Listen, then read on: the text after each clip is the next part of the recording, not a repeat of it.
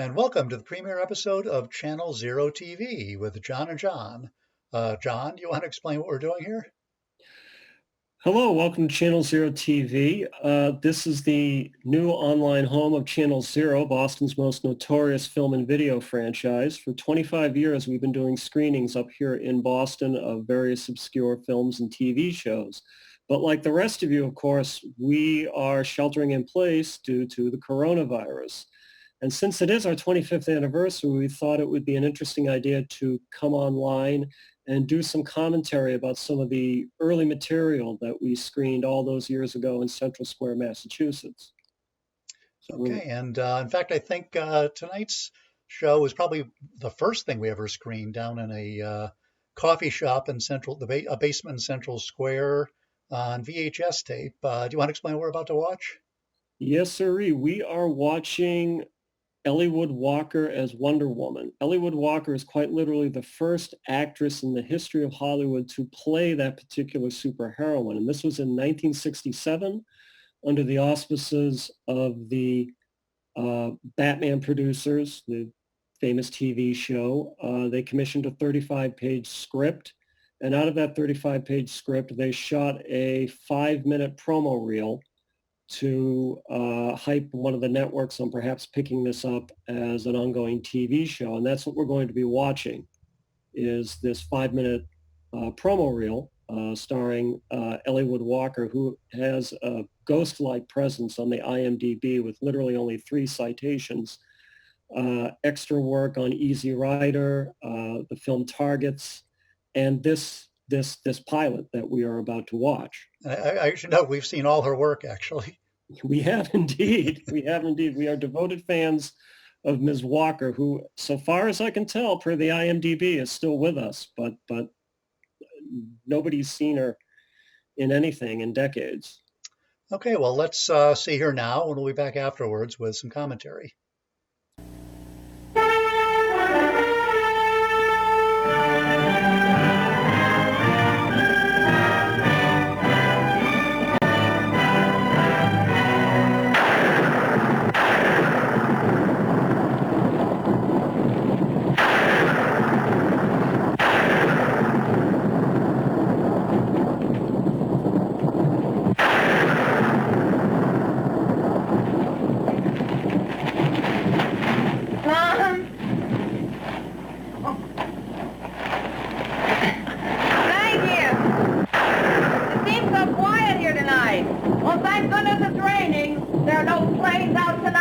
All that noise. Oh, that's it.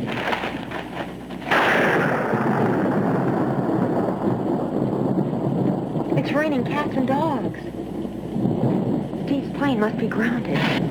Mother, I won't be having any dinner tonight. No dinner? No. Oh, don't be silly. Where do you think all that strength comes from? Those gods? No, from my cooking. I have to help Steve. He's waiting at the airport and there are no planes. Look. You're not so smart that you can't take a mother's advice. Now, this is no kind of a night for you to be flying around in that outfit of yours. Mother, this is the kind of a night for you to watch TV or read the newspaper, eat your roughage. But the fate of the free world depends on me. All right. Eat first, save the free world later. You can't be a decent martyr on an empty stomach. This can't wait. The nation needs Wonder Woman. And what about Wonder Woman? Does the nation care what she needs? Like a fellow, for example, huh? Please, Mom, not now. Oh, sure, not now. Never. How do you expect to get a husband flying around all the time? Isn't it about time that you decide to stay in one spot for a change? You don't know how it feels to be the mother of an unmarried daughter your age. Why, the whole neighborhood's talking. Look at Lucille Maxwell. Why, she's 24 years old and got 3 kids already. But, Mom, she's not married. Details. Always details. Will you stop eating when I'm talking to you? Mom, I've got to rush. Stop. I get you dates with the finest and the most eligible MDs, CPAs, PhDs, and what happens? Nothing. What do you want, anyway? An MAN. Mom? Mom, are you all right? Oh, nothing. Just a few pains. Mom, you must go see a doctor. Doctor? What kind of a doctor knows the pain in a mother's heart, whose daughter is single and 28 million years old? 27. Oh, what's a million? All right, Diana. Save the world. But don't forget to wear your galoshes. There's a job to be done by Wonder Woman.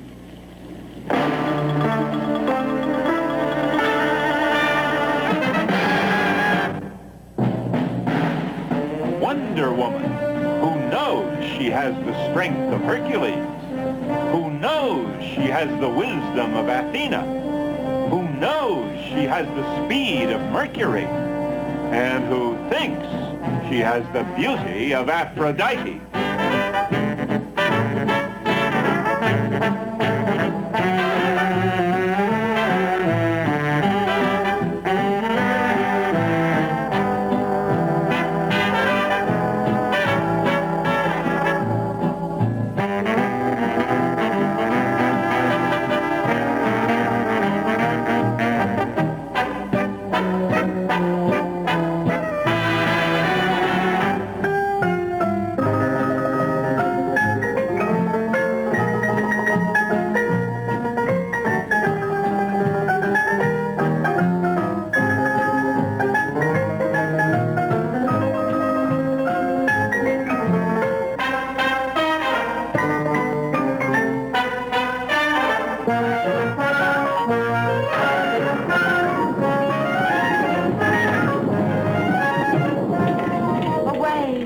Away, you vision of enchantment.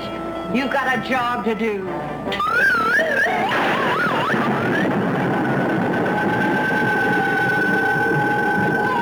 If you get a chance, stop by Kansas City and say hello to Uncle Amos. You know how much he likes you. And don't forget to pick up the phone and call when you get there, wherever you're going. Wow. Okay, interesting characterization of Hippolyta there. Wonder Woman's mom. Yeah. Well, without the slide whistle, they don't have much, huh? So first, I would apologize for the video quality, but you're seeing it just like our audience did back 25 years ago. It's, I guess, a pirated tape from a pirated tape run through digital video. But I hope you get a sense of what you're watching. But John, maybe you could explain to them what they were watching.